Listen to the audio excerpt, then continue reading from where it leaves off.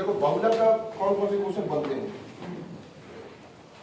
एक सबसे जो इंपॉर्टेंट है वो है बहुलीकरण। क्या है? बहुलीकरण। ये अच्छे से आना चाहिए बहुलीकरण के बारे में। इसके बारे में जानकारी सबसे पहले कंट्रोल करनी है। अगर बहुलीकरण वर्ड आ गया तो मैं समझ लो कि बहुलीकरण होता क्या है, तो फिर इसका कंट्रोलिंग ऑटोमेटिक आ जाएगा। ठीक, तो बहुलीकरण से पहले दो शब्द की जानकारी और होना चाहिए। एक मोनोमर, हिंदी में एकलक, और एक पॉलीमर, हिंदी में बहुलक। मोनोमर और पॉलीमर।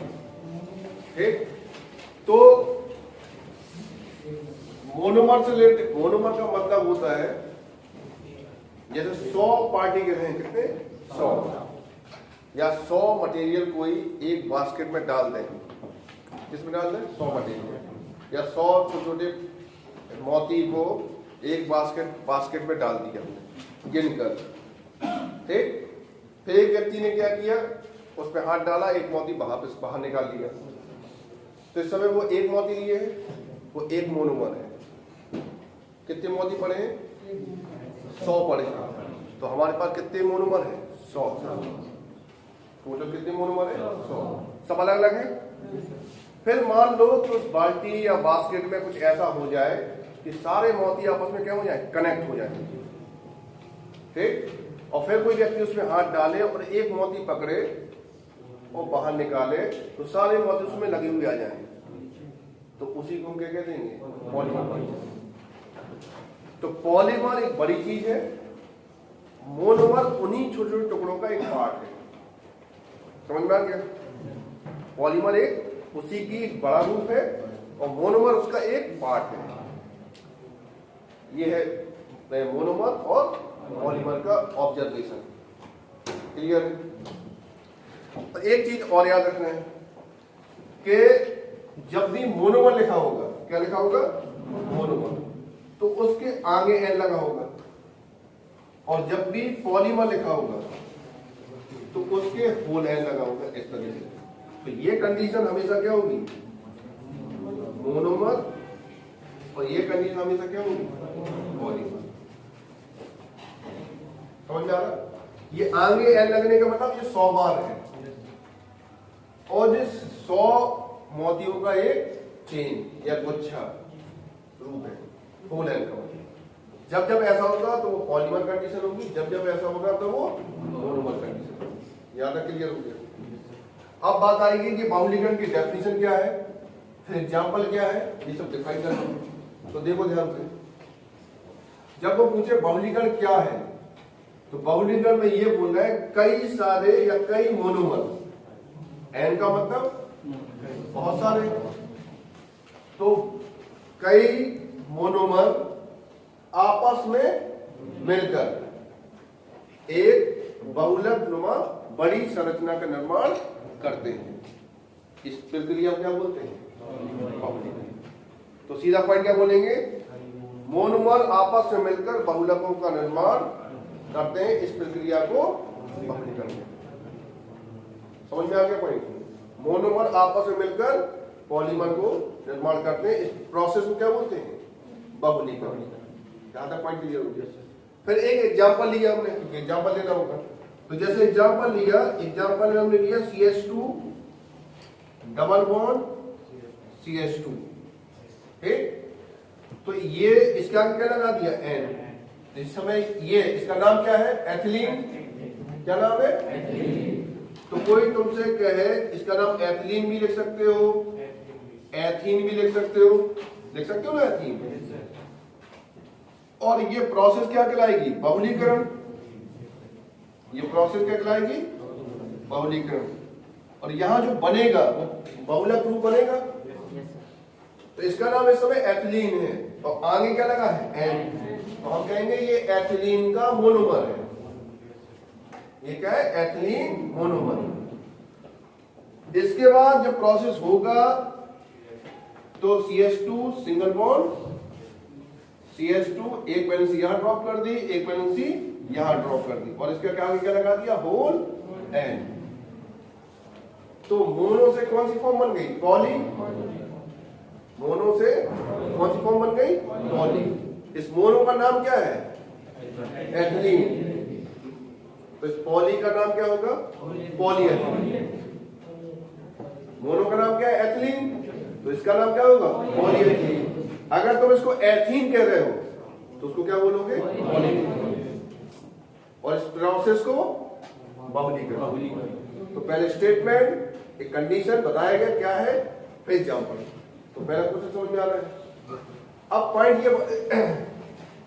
ये फंसता है कि सर ये आप कर कैसे रहेंगे, ये बॉन्ड बना दिया इस तरीके से। तो एक प्रक्रिया है इसका भी रिएक्शन होने की, लेकिन तुम्हें सिर्फ पॉइंटर भी याद रखना है। पॉइंटर में कैसे याद रखना है? ये देखो, यहाँ क्या दिख रहा है तुम्हें? Double bond. ध्यान से देखना, अगर हम इस डबल बॉन्ड को तोड़ दें, ठीक, तो ये बॉन्ड जैसे ही टूटेगा तो इसकी इक्विवेलेंसी क्या हो जाएगी? इसकी इक्विवेलेंसी क्या हो जाएगी? एक यहां ड्रॉप कर दिया कि अगले से जाके जोड़ेगा, और एक यहां ड्रॉप कर दिया कि अगले से जाके जोड़ेगा, वो रूप आ जाएगा। तो बस इतना करना है कि पुराने बॉन्ड को तोड़ देना है। और एक लास्ट पॉइंट और बताते हैं कि डबल बॉन्ड पे बहुत नजर रखनी है। किस पर? Double bond. कोई भी डबल बॉन्ड दिखाई दे तुम्हें, उसको तोड़ना है, एक बैलेंसी वहां ड्रॉप करना है, एक बैलेंसी यहां ड्रॉप करना है। अभी जनरल पॉइंट में, ठीक, एक पॉइंट के लिए रुकिए बहुलीकरण का। इसका जो दूसरा क्वेश्चन बनता है, दूसरा क्वेश्चन कैसा कि बहुलीकरण के टाइप्स हैं, लेकिन मैं तुम्हें कौन कौन से याद रखने हैं? दो। एक याद रखना है एडिशन पॉलीमर। कौन सा? Addition polymer. और एक याद रखना है कंडेंसेशन। कौन सा? Condensation polymer. ये दो टाइप के पॉलीमर है और इसका तीन तरीके से क्वेश्चन पूछता है। पहला क्वेश्चन के एडिशन पॉलीमर और कंडेंसेशन पॉलीमर में अंतर लिखिए, एक क्वेश्चन तो ये बनेगा।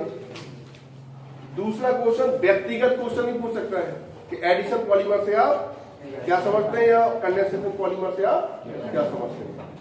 ये इस टाइप का क्वेश्चन हो जाएगा। और पूरे सिलेबस में तुम्हारे में इतने पॉलीमर हैं, एक पीई है, एक पीएस है, एक पीबीसी है, एक नाइलॉन 6 है और एक बैकलाइट है। एक क्या है? बैकलाइट। ये 5 पॉलीमर पढ़ने हैं। कितने? 5 पॉलीमर, ठीक, जो सिलेबस में तुम्हारे एग्जाम्पल है। ये क्या है? एग्जाम्पल। तो इसमें से ये याद रखना, ये 3 एग्जाम्पल जो है वो एडिशन के हैं और ये 2 एग्जाम्पल जो है वो किसके? कंडेंसेशन के एग्जाम्पल, ठीक। ये किसके एग्जाम्पल है? एडिशन के। और ये किसके एग्जाम्पल है? कंडेंसेशन पॉलीमर के। अब पॉइंट ये फंसेगा कि सर जैसे हमने तो बता दिया कि भाई ये एडिशन का एग्जाम्पल है, ये कंडेंसेशन एग्जाम्पल है, लेकिन तुम्हें भी तो पहचानना सीखना होगा। तो तुम्हें पहले इसके जो एग्जाम्पल, ये सारे के सारे क्या है? पॉलीमर हैं। ये सब किसके हैं? पॉलीमर। पेपर में क्वेश्चन कैसे बन सकता है? इन पांचों में से वो ऐसा पूछ सकता है कि बैकलाइट पर टिप्पणी लिखिए। क्या पूछ सकते हैं? बैकलाइट पॉलीमर, बस इतना दे देगा और उस पर लिखना होगा। इन पांचों में से कोई भी दे सकता है। ज्यादातर देता है ये जो ऊपर के ये 3 दिख रहे हैं नीचे से, ये 3 का ज्यादा देता है, ठीक है। लेकिन तैयार 5 रखने हैं। Point clear? और तैयार क्या रखना है उससे पहले हम इन दोनों चीजों को पहले डिफाइन कर लें कि एडिशन पॉलीमर क्या है और कंडेंसेशन पॉलीमर क्या है। तो एडिशन और कंडेंसेशन पॉलीमर को जज करने के लिए जो सिर्फ इतना सा पॉइंट में तुम्हें ध्यान रखना है। जैसे ये जो प्रक्रिया है, यहां बहुलीकरण हो रहा है, मोनोमर से पॉलीमर बन रहा है, ये प्रक्रिया है। तो जब भी मोनोमर आपस में मिलते होंगे और पॉलीमर बनाते होंगे, तो उस प्रोसेस में ऑब्जर्व करना है। क्या करना है कि जब मोनोमर आपस में संयोग करते हैं, जब मोनोमर आपस में संयोग करते हैं और एक बड़ा अणु, बड़ा मतलब पॉलीमर, जब मोनोमर आपस में संयोग करके एक बड़ा अणु पॉलीमर बनाते हैं तथा अन्य कोई अणु नहीं निकलता है, एडिशन पॉलीमर। नहीं समझ में आया? जब मोनोमर आपस में संयोग कर रहे हैं और पॉलीमर यहां बना लिया, इसके अलावा कुछ निकला क्या, तब एडिशन पॉलीमर का एग्जाम्पल माना जाएगा। तब क्या माना जाएगा, एडिशन पॉलीमर। और जब मोनोमर अणु आपस में संयोग करके एक बृहद पॉलीमर अणु का निर्माण करते हैं तथा अन्य अणु जैसे HCl, H2O और NH3 भी निकलते हैं, तब कंडेंसेशन पॉलीमर कहलाते हैं। लाइन समझ में आ गई दोनों? फिर से समझ लो अगर नहीं। देखो हो क्या रहा है, तुमने इंटर की रिएक्शन पढ़ी है, कुछ नहीं करना है। एक तुमने निर्जलीकरण पढ़ा है, निर्जलीकरण। तो निर्जलीकरण में होता क्या है कि मेन प्रोडक्ट तो बन जाता है, साथ में जल एक्स्ट्रा में निकल जाता है। तो जब कुछ ऐसा हो तो कंडेंसेशन का एग्जाम्पल मान लिया जाएगा, कंडेंसेशन मान लिया जाएगा। और एडिशन रिएक्शन पढ़ी होगी, तो एडिशन में दो लोग मिलते हैं और एक प्रोडक्ट बनता है और एक्स्ट्रा कुछ भी नहीं निकलता है, तो वो योगात्मक का एग्जाम्पल मान लिया जाता है। बस यहाँ फर्क क्या है, यहाँ कोई केमिकल चेंज नहीं है, यहाँ कोई दो मटेरियल योग तो नहीं हो रहा है, ये आपस में ही योग कर रहे हैं। तो यहाँ क्या बोल रहा है, कई जब मोनोमर आपस में संयोग करके पॉलीमर बनाते हैं तथा अन्य कोई अणु नहीं निकलता है, तो एडिशन पॉलीमर कहलाते हैं। तथा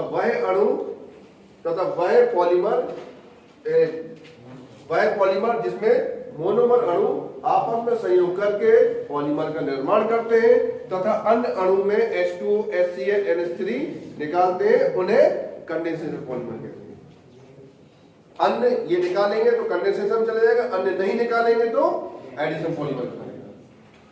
फिर एग्जाम्पल लिखना है, तो इसमें कौन कौन से एग्जाम्पल लिख देंगे, PE, PS और PVC एडिशन पॉलीमर के उदाहरण है।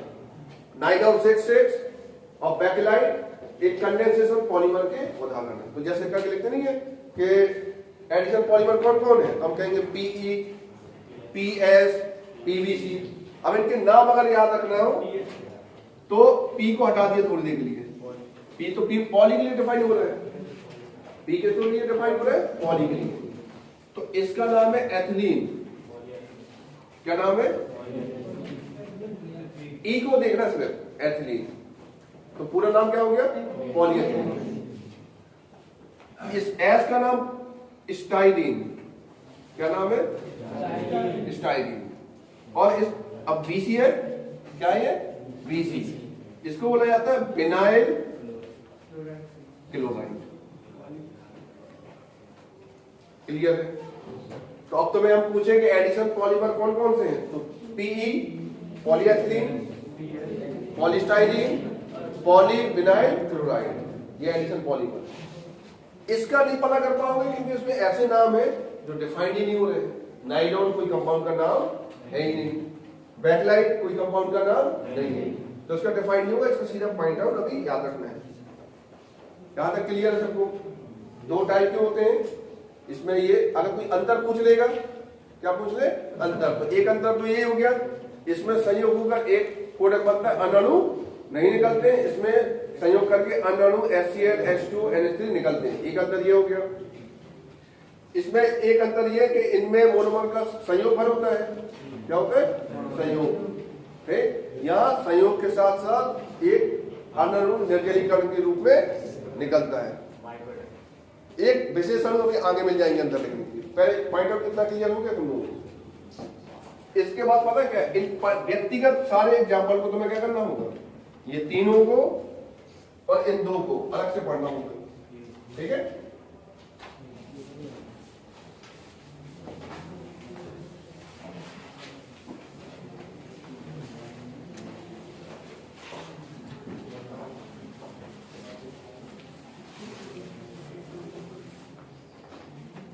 तो अब देखो पहला पॉइंट क्या है, देखो इधर